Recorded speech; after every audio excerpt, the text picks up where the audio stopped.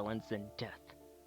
The Four Horsemen of the Apocalypse are mentioned in the Book of Revelation, and are thought by some to be figures who will help usher in the end of the world.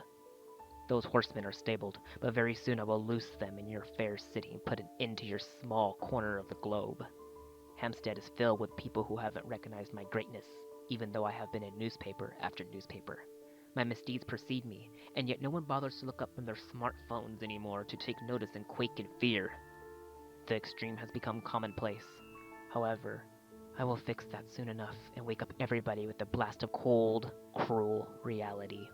One vial of a nasty little toxin I like to call the Morningstar strain is hidden somewhere in the city, and I'm tasking you with the challenge of finding it. This vial contains enough of the toxin to kill 100,000 people, or roughly the population of Hampstead. 72 hours is all you will have before the horsemen begin to ride. Discover the hiding place of the explosives and the number that corresponds to each horseman. Then, with that information, disarm the bomb I have planted that will disperse the toxin into the air.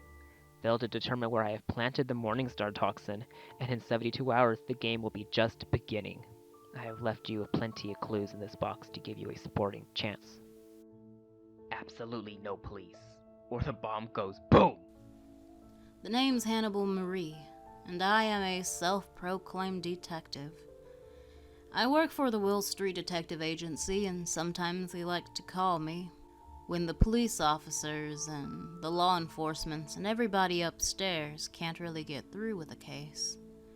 I guess you'd say that I'm a detective on the call, but it's what I do. It's what I live for. Freelance detective. I received a strange case on my front doorstep with an urgency note from Benjamin. Benjamin happens to be my superior, and he calls me and contacts me when things just ain't adding up. So this is the letter he sent me. Urgent. To all members of the Will Street Detective Agency, the day we have feared has finally come. After murdering 3 orderlies, breaking out of Saturn Hills Asylum, and disappearing into the shadows more than 2 years ago, Nero has finally returned. He is, without a doubt, one of the most vicious and cunning adversaries we have ever faced. The stakes this time are higher than ever. We received this package on our doorstep along with Nero's plans to detonate some sort of explosive in Hampstead and disperse a lethal toxin into the atmosphere. No doubt, he chose to send this package to us because of the history we share and because he considers us to be among the most formidable adversaries he has ever faced. We were the ones who caught him last time. This is a challenge to do so again. Nero has left explicit instructions that the police are not to be involved. That means we are on our own. The failure to find this bomb and disarm it will result in the annihilation of the entire town of Hampstead. We must act quickly. Until this threat is stopped, we are issuing an all-hands-on-deck call. Decipher the puzzles Nero has designed. Use what you learned to narrow down the location of the bomb and figure out how to dismantle it. It has left us against him. Just remember, we have faced off with Nero before and suffered casualties the last time we went head-to-head with him. We shouldn't bet on the odds. They aren't in our favor. Now, watch your back and go stop this psycho. Sincerely, Benjamin. Poor Benjamin. Either he's worked himself up into a situation that he needs my help with, or he just is on the verge of giving up. It's usually what I have to work with, is people who just can't do it anymore. They can't. And they come to me. I'm not gonna lie. I'm not gonna toot my own horn either. Sometimes I can't crack a case. Sometimes it's even too much for me. This might be one of them. The character in question here is a madman by the name of Halford Lindell, but he for some reason is really drawn to a character named Nero. Nero himself is an oddball, and not somebody that you would ultimately look up to. A brief history, a retort back into the past, would justify just that.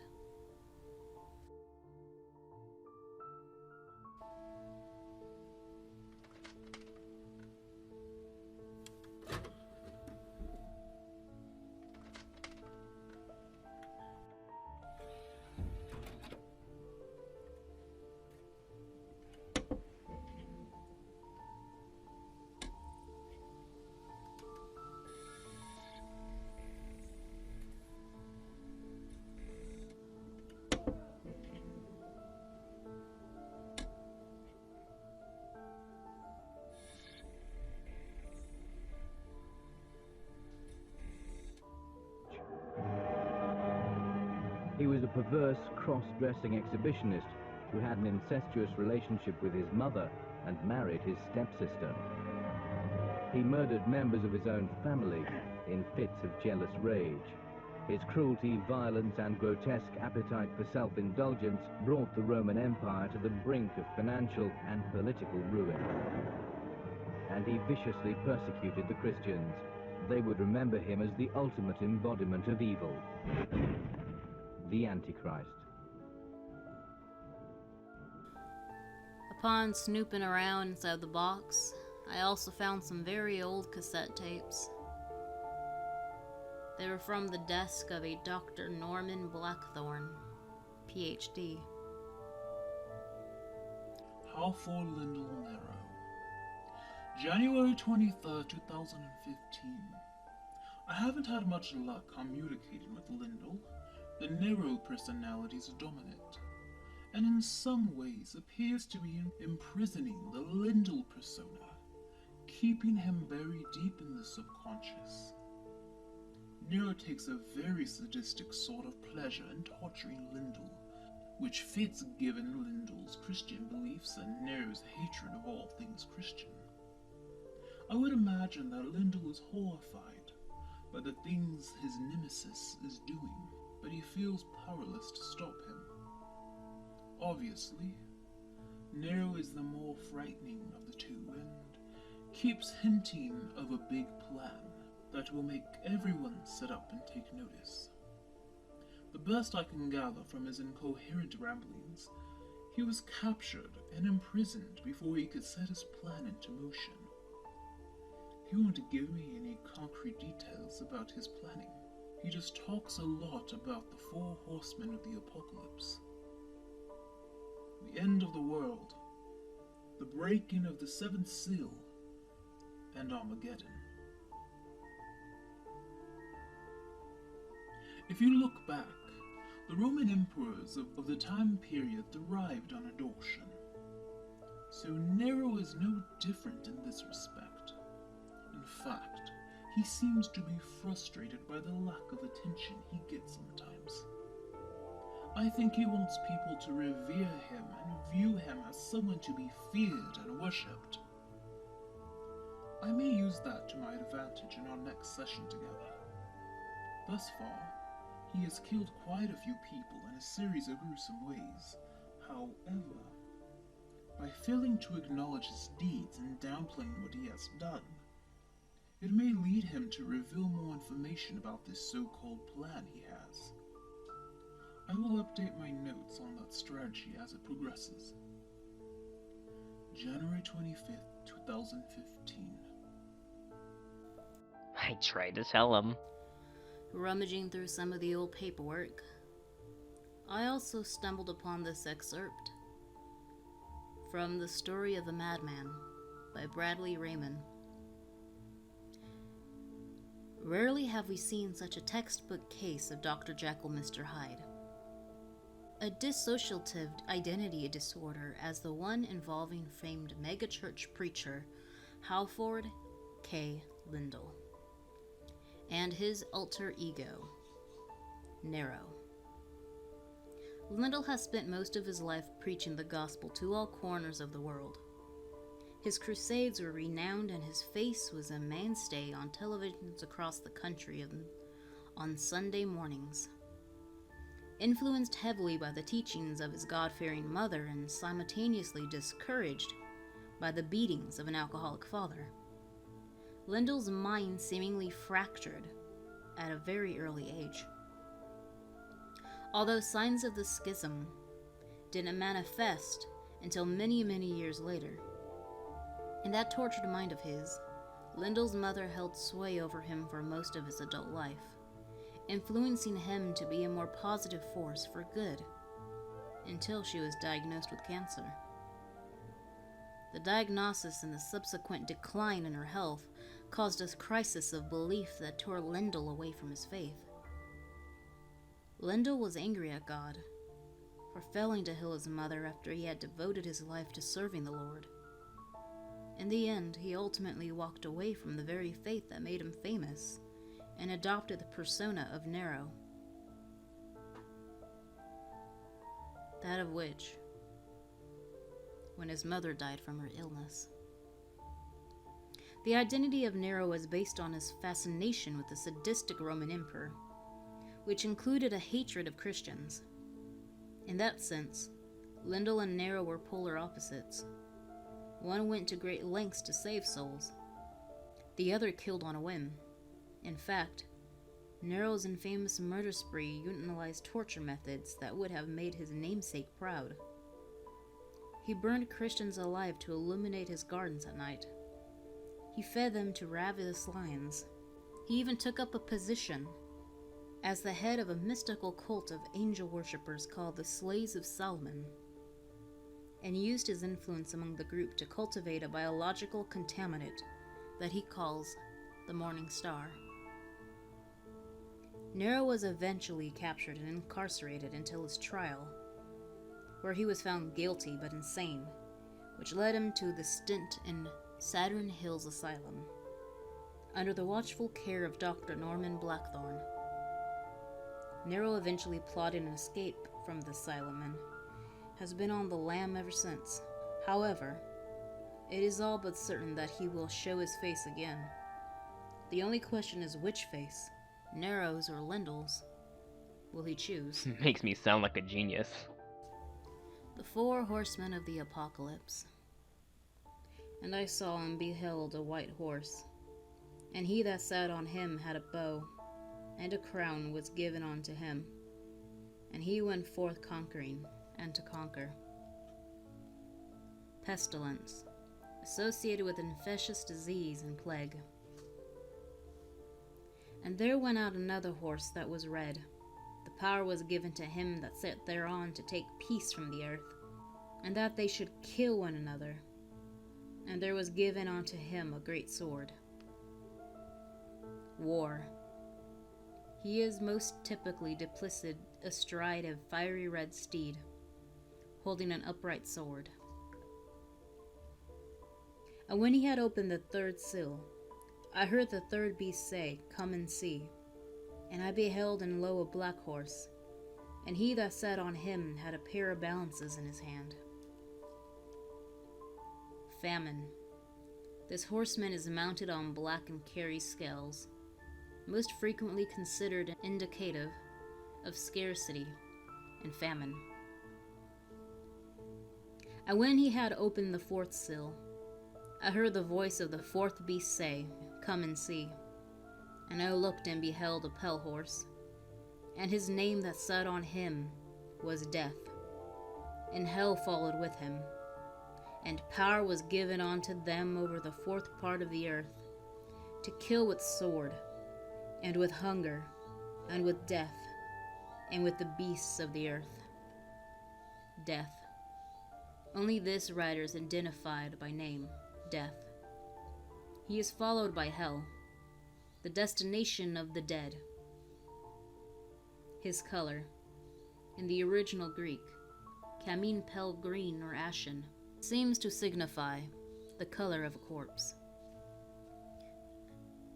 All I'm gonna say is that directions don't lie. If X really does mark the spot,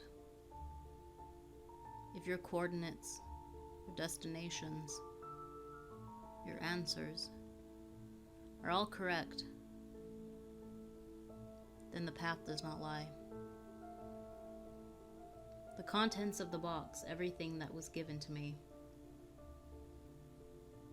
Some of the stuff was made, or rather created, to try to get you off the path. Poems about the horsemen were made for just simple addition, subtraction, multiplication, and division. Don't let things fool you. Just take the path no other horseman would dare take. It has been said that a madman is someone who knows too much, and for some strange reason, they become an outsider in their own world. Lindell, aka Nero, Despite his obscenity, insanity, and religious background, just lost a lot of loose screws when his mother passed on. He was mad, he was angry, upset even, at the very person that he placed so much belief and faith inside, that like a child, he retaliated in a way he only saw fit. By comparing himself to an ancient madman, Nero, putting himself in that man's position and losing his real self in the process. I am not trying to make excuses. There are life on the line here. Several lives on the line, including mine, my own job, my friends and colleagues.